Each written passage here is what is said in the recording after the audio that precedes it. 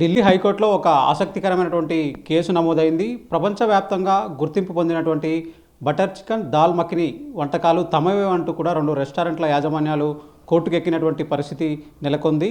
ఈ నేపథ్యంలో అసలు ఆ వివాదం ఏంటి? ఒకవేళ ఒక వంటకం తమదే అని నిరూపించుకోవడానికి ఎలాంటి సాక్ష్యాలు మనం కోర్టు కానివ్వండి, ఏదైనా గుర్తింపు లభించాలంటే మనం ప్రూవ్ చేయాల్సి ఉంటుంది, వాటిని సమర్పించాల్సి ఉంటుంది. తెలుసుకుందాం. మనతో మాట్లాడడానికి ఉన్నారు రెజల్యూట్ గ్రూప్ సంబంధించినటువంటి హెడ్ లీగల్ ఐపీఆర్ శుభజిత్ సాహా గారు. ఒకసారి సార్తో మాట్లాడదాం. సార్, మీరు చూసే ఉంటారు ఢిల్లీ హైకోర్టులో కేసు రెస్టారెంట్ల మధ్య. సో అసలు యాక్చువల్గా ఆ వివాదం ఏంటి? వాళ్ళు ఎందుకు కోర్టు మెట్లు ఎక్కారు? హలో, థ్యాంక్ యూ అండి. ఫస్ట్ ఈ మొత్తం ఇష్యూ ఏంటంటే ఒకటి ఓనర్షిప్ మీద. సో ఇప్పుడు ఈ కోర్టుకి ఈ కేసు వచ్చినట్టు ఒక బటర్ చికెన్ అండ్ దాల్ మక్కని కోసం ఎవరు అది ఇన్వెంటర్ చేశారు. అక్కడ 2 రెస్టారెంట్స్, ఒకటి మోతీ మహల్ అని, ఇంకోటి దర్యాగంజ్. సో దర్యాగంజ్ వాళ్ళు ఏం చేశారంటే వాళ్ళు inventors of butter chicken and dal makhani అని ట్యాగ్ లైన్ పెట్టారు. సో నెక్స్ట్ రెస్టారెంట్ ఆపోజిట్ వాళ్ళు దానికి ఇది దే హ్యావ్ అబ్జెక్టెడ్. ఎందుకంటే వాళ్ళు ఎట్లా ఇన్వెంట్ చేస్తారు, ఈ dish is known from long time ages. So వాళ్ళు ఏమనుకున్నారంటే వాళ్ళ 4 fathers, వాళ్ళ జనరేషన్స్, కుందన్ లాల్ గుజరాల్ అని అతను ఫస్ట్ అది రెసిపీ డాక్యుమెంట్ చేసి అది వాళ్ళు they are proposing like that. అది ఎంత కరెక్టా, ఎంత అథెంటిక్గా వీ నీడ్ టు సీ. ఇప్పుడు ఈ సైడ్ దర్యాగంజ్ వాళ్ళు అన్నారంటే అది మొత్తం బేస్లెస్ అండ్ మెరిట్లెస్. ఎందుకంటే మేము మా గుజరాల్ ఇంకో అతను ఉన్నారు కుందల్లాల్ జగ్గి అని వాళ్ళది. సో వాళ్ళు అంటున్నారంటే వాళ్ళ ఫస్ట్ రెసిపీ స్టార్ట్ చేశారు. సో ఈ జాయింట్ వాళ్ళ ప్రిడెసెసర్స్ ఇద్దరిది ఈ రెస్టారెంట్స్ అంటే 4 fathers కామన్గా రెస్టారెంట్ పెషావర్లో స్టార్ట్ చేశారు. సో ఈ ఫ్యామిలీ ఫ్యూడ్లో చాలా కష్టం. ఇప్పుడు మీరు చూస్తే ఎవరికైనా ఇవి సర్టిఫికేషన్, సెల్ఫ్ సర్టిఫికేషన్ ఇది. ఇప్పుడు మీరు ప్యారడైజ్ బిర్యానీ అనుకోండి, వరల్డ్స్ బెస్ట్ బిర్యానీ అని రాస్తారు అది, బట్ అది జనరల్గా వరల్డ్స్ బెస్ట్ కాదు. So anybody can put the tag line.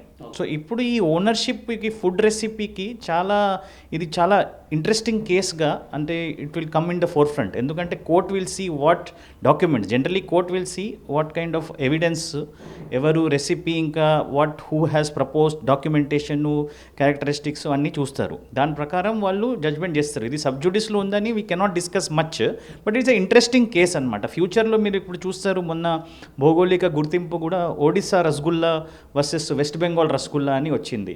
వాళ్ళిద్దరు రసగుల్లా ఎవరు ఫస్ట్ జగన్నాథ్ టెంపుల్ ప్రసాదం అని ఫస్ట్ ఎవరు ఆవిష్కారం చేశారని చెప్పారు. ఇంకోటి కేసీ దాస్ వాళ్ళు ఫస్ట్ వాళ్ళు చేశారు. సో వాళ్ళు డాక్యుమెంటేషన్, ఎవిడెన్స్, ప్రూఫ్ అన్నీ గ్యాదర్ చేసిన తర్వాత court will come to a consensus. ఇప్పుడు మొన్న ఇది ఎందుకు నాకు నా అభిప్రాయంలో అంటే ఎందుకు ఇది వచ్చిందంటే 2 days 5 days before, if you see world's 10 best డిషెస్లో butter chicken was named. So ఈ రెస్టారెంట్ ఫేమస్ చేయడానికి వాళ్ళు ఒక పెద్ద ట్యాగ్ లైన్ ఇచ్చారు. బట్ ఇప్పుడు కస్టమర్స్కి, ఇప్పుడు నేను మా ఇంట్లో బటర్ చికెన్ చేసిన, మీరు చేసిన, ఎప్పుడైనా వాళ్ళది టేస్ట్ విల్ వ్యారీ. సో దానికి ఓనర్షిప్, రెసిపీ అట్లా ఏం ఉండదు. కాపీరైట్కి వాళ్ళే చేసుకుంటే వేరే వాళ్ళు చేసుకోకూడదు, పేరు పెట్టకూడదు. టేస్ట్ మీద customers will go. Who has invented అని వాళ్ళకి ఫస్ట్ రైట్, ఇంకా వేరే వాళ్ళకి స్టాప్ చేయడానికి అధికారం లేదు. ఎందుకంటే ఇది పేటెంట్ కాదు, ఇది ట్రేడ్ మార్క్ కాదు. పేటెంట్ ఉంటే నాకు ఒక టెక్నాలజీ ఉంది, నేను వేరే అతను వాళ్ళకి స్టాప్ చేయొచ్చు. ఇక్కడ ఏంటంటే ఇక్కడ ద ఇష్యూ ఈజ్ వాళ్ళు ఎందుకు ఇన్వెంటర్స్ పెట్టారని. Inventor of butter chicken and dal makhani, ఇది నార్మల్లీ జనరేషన్స్ వాళ్ళకి నోన్ ఉంది. ఈ డిష్ ఫ్రమ్ ఎక్కడో from Rajasthan, from then even Punjabis might say butter chicken is famous in Amritsar and all. So చాలామంది will claim stakes. So we need to see the exact history, background, ఎక్కడి నుంచి start అయింది ఇది, and then we have to take a decision అనమాట. అట్లా so court will decide. So జనరల్గా ఇలాంటి వంటకాలకు అంటే ప్రపంచవ్యాప్తంగా గుర్తింపు ఉంది. జనరల్గా ఎవరింట్లో అయినా వాళ్ళు కూడా తయారు చేసుకోగలరు ఈ రెండింటిని కూడా. సో జనరల్గా వంటకాలకు గుర్తింపు రావాలంటే నిజంగా వచ్చేటువంటి అవకాశం ఉందా? గతంలో ఇలాంటి సంఘటనలు ఏమైనా జరిగాయి? వంట రెసిపీకి ఏదైనా భౌగోళిక గుర్తింపు ఈజ్ ఇంపాసిబుల్. ఎందుకంటే భౌగోళిక గుర్తింపు అంటే ఒక manufactured product, food stuff, handicrafts, handlooms ఒక పర్టికులర్ ఏరియా నుంచి వచ్చడం. ఇప్పుడు ఫుడ్ స్టఫ్ చూడండి, హలీం, హైదరాబాద్ హలీంకి భౌగోళిక గుర్తింపు వచ్చింది. దానికి ఒక అసోసియేషన్ ఉన్నారు, వాళ్ళు ఫైల్ చేశారు, వాళ్ళకి వచ్చింది. హైదరాబాద్ బిర్యానీ వాళ్ళు కూడా జిఐ ఫైల్ చేశారు. బట్ అదే they had a fight against all these associations. Common document submit చేయకుండా అది అప్లికేషన్ అబాండన్ అయిపోయింది. బట్ జనరల్గా రెసిపీకి ఏదైనా మనకు ఇంటలెక్చువల్ ప్రాపర్టీ రైట్స్ అని రాదు. ఎందుకంటే రెసిపీ ఇది it's not a technology.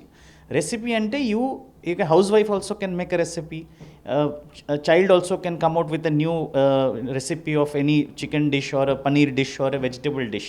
So వాళ్ళు చేస్తారు, వాళ్ళు పేరు చేస్తారు. But if you claim rights on that, అది ఎంత ప్రకారం రెగ్యులేషన్స్ ఉన్నాయా, హూ ఓన్స్ దట్ అంటే ఇప్పుడు సపోజ్ దర్యాగంజ్ వాళ్ళు ఇప్పుడు రిప్లై రిటర్న్ స్టేట్మెంట్ ఇవ్వాలి 2 monthsలో. వాళ్ళు ఏమి ఇస్తారు, దే విల్ కౌంటర్. ఇప్పుడు మోతిమాయిల్ వాళ్ళు చేస్తారు, నేను బటర్ చికెన్ నేను ఓనర్ అంటే ఎవరు చేయకూడదని అనలేరు. బట్ అది ఒక అక్నాలెడ్జ్మెంట్, గుర్తింపు. అయితే ఓకే వాళ్ళు స్టార్ట్ చేశారన్నట్టు ఒక special. So people might go there. మళ్ళీ టేస్ట్ డిటోరేట్ అయిపోతే జనాలు ఎక్కడైనా వెళ్తారు. సో ఎందుకంటే ఇన్వెంటర్ ఇక్కడ ప్రముఖం కాదు. ప్రముఖం ఏంటంటే మీ బెటర్ క్వాలిటీ, టేస్ట్, ప్రైస్ చూసి జనాలు వెళ్తారు. Is just first mover advantage. అంటే నేను ఫస్ట్ ఆవిష్కారం ఇచ్చాము, నేను ప్రైడ్ చూసుకుంటున్నా. బట్ ఇది చాలా ఇంట్రెస్టింగ్. ఎందుకంటే ఇది మొత్తం ఇండియాలో ఎవ్రీబడి నోస్. ఫారినర్ ఎప్పుడైనా అంటే నాన్ ఇంకా బటర్ చికెన్, ఈ ఇద్దరు 90% ఫారినర్స్ మీరు అడిగితే ఎక్కడైనా world over they know these 2 dish only, butter non and butter chicken అని. సో అది ఇండియన్ డిష్ అని వచ్చింది. బట్ ఇది ఇప్పుడు 2 నార్మల్ ఎంటిటీస్ ఫైట్ చేస్తున్నారు అంటే కొంచెం ఇది స్పెసిఫిక్స్గా చూడాలి. ఇక కోర్ట్ కూడా has to decide, because it is a really interesting case and over the time మనం చూడాలి. But this is really interesting because inventor అని పెట్టి ట్యాగ్ లైన్ పెట్టి what they want to prove we need to see as time comes. So జనరల్గా ఇప్పుడు వాళ్ళు inventor ఒక tag line వేసుకున్నారు కాబట్టి ఒక వంటకానికి నేనే కనిపెట్టాను, మాదే ఇన్వెంటర్స్ మేమే అని ప్రూవ్ చేసుకోవడానికి జనరల్గా ఎలాంటి డాక్యుమెంట్స్ కానివ్వండి, ఎలాంటి ఆధారాలు కానీ చూపించాల్సి ఉంటుంది? ఓకే, జనరల్లీ మీరు చూస్తే మీరు మిషలిన్ స్టార్ షెఫ్స్ ఉంటారు. వాళ్ళు ఒక డిష్ ఆవిష్కారం చేస్తే వాళ్ళది డిష్ మెనూ మీద పేరు వచ్చేస్తుంది. వాళ్ళు అది డిష్ ఆవిష్కారం చేశారు, మిషలిన్ స్టార్స్ ఇస్తారు.